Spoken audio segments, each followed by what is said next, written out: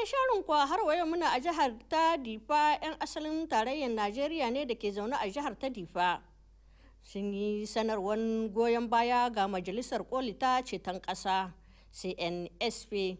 Shugaban Tinubu ya sani shugaban al'umma ne na najeriya, shugaba ne na ECOWAS na afirka gaba daya.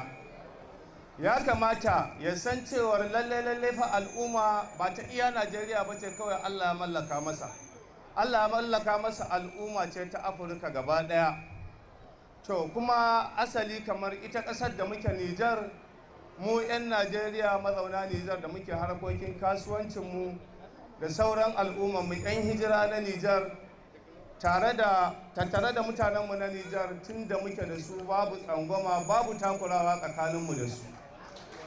Abinda Najeriya kamata ta sani wallahi ba ta nuna ƙarfin ECOWAS ta zo ta ce Nijar za ta yi yaƙi ba. Ta nuna ƙarfin mulkinta ta zo ta ga suwaye 'yan Najeriya a cikin Nijar a cikin jihar Difa. Idan suka zo suka gani za su tabbatar da ba yaƙi ne za su yi ba, su yi ƙoƙari su yaƙi yunwar da take damun 'yan hijiranmu da wahalan da muke ciki. Wallahi ban san 'yan hijira suna cikin damuwa ba sai da wannan abin ya taso. Jiya aka zagaya da ni na gani kamar zan yi kuka saboda tausayin al'ummarmu na Najeriya.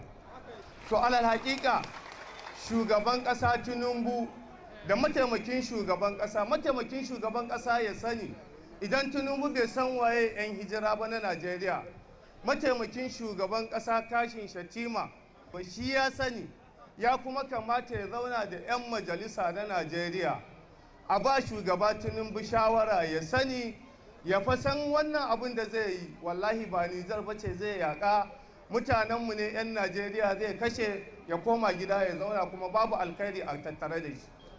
Wannan shine shawarwarin da muke so mu ba wa shugabanninmu na Najeriya. Ma'aikatan da muke tare da su tun da muke tare da su ba mu da tsangwama da su, ba sa takura mana ba sa kuma cutatar da mu. Yanzu asali wani abu ya faru maimakon ga wuta a ƙasarka baka kashe ta baka ko ka kunna wuta a ƙasar ka. Wannan bai dace ba, ba mu yadda ba kuma ba mu amince da wannan ba. Ka tsaya ka kashe mana wutar da ta dame mu a ƙasar mu. Mu dai muna jin labarin da ake cewa ECOWAS tana so za ta kawo ma Nijar hari. Sannan mu 'yan Najeriya ne gudun hijira muka yau tsawon shekara 10 muna cikin Nijar sannan kuma cikin Difa.